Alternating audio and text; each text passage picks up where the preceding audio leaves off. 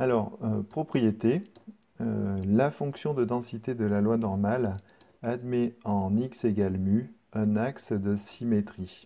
Alors effectivement, si vous regardez la représentation graphique de la fonction densité d'une loi normale, eh bien vous constatez que par rapport à la valeur x égale mu, il y a bien une symétrie par rapport à l'axe par rapport à une droite verticale.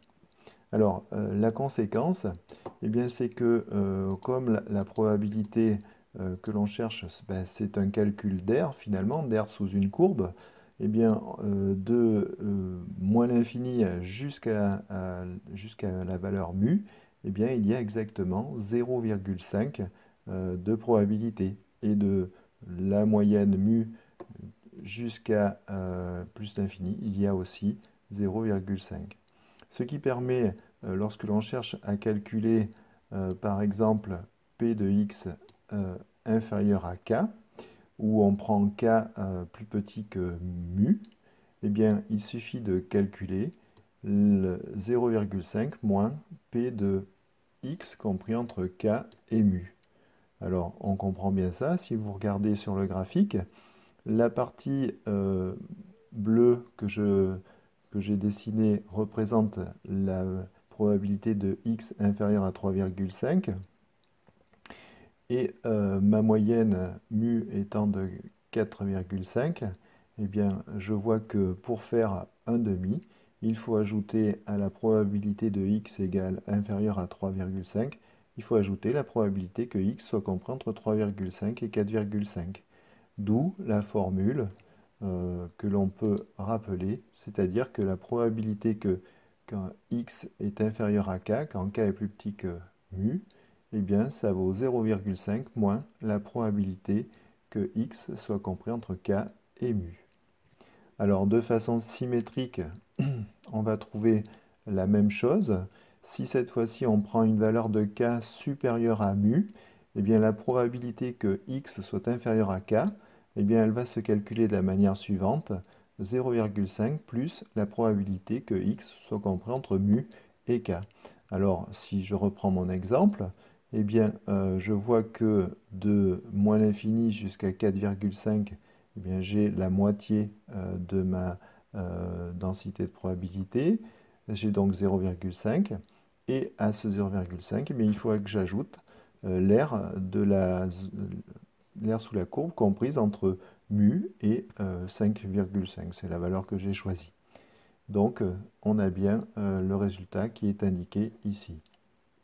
Alors, dernière propriété de cette symétrie, eh bien, si cette fois-ci, je cherche à calculer une probabilité centrée sur la moyenne, eh bien, euh, on peut tout simplement calculer la probabilité que x soit compris entre mu et mu moins k et mu plus k, eh bien, de la manière suivante, en faisant deux fois le calcul de la probabilité que x soit compris entre mu et mu plus k.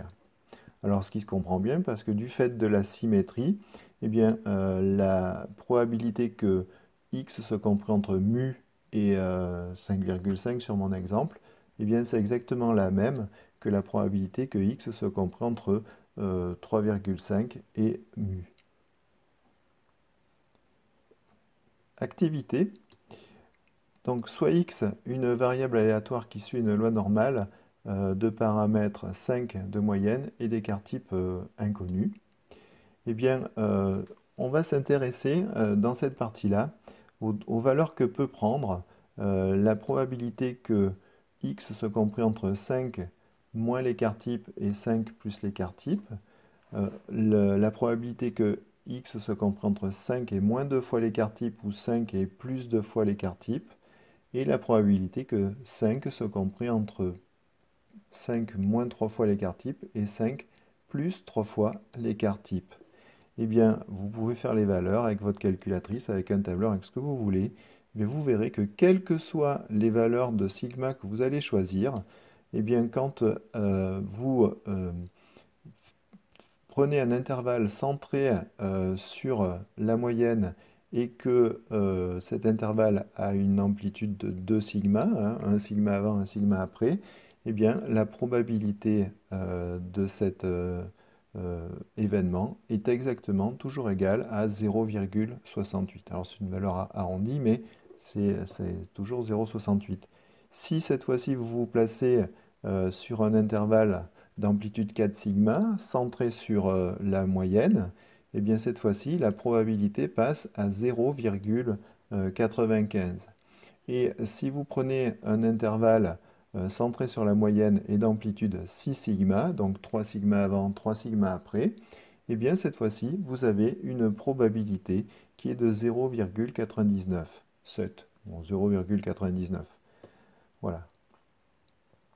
Donc, je peux affirmer la propriété suivante. Alors ça va être intéressant parce que dans les exercices, eh bien, connaissant une probabilité centrée, ça va nous permettre de déterminer des fois la moyenne, des fois l'écart type, etc., etc. Donc il faut connaître ces trois calculs, ces trois équivalences qui vont nous permettre de résoudre un certain nombre d'exercices.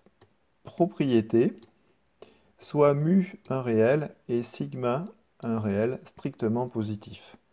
Si x est une variable aléatoire qui suit une loi normale de paramètres mu et sigma, alors on aura les probabilités suivantes.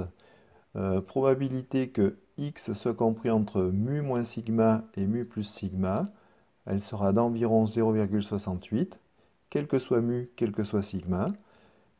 La probabilité que x soit compris entre mu moins 2 sigma et mu plus 2 sigma, elle sera approximativement de 0,95. Et la probabilité que x soit compris entre mu moins 3 sigma et mu plus 3 sigma, eh bien, elle sera à peu près de 0,997.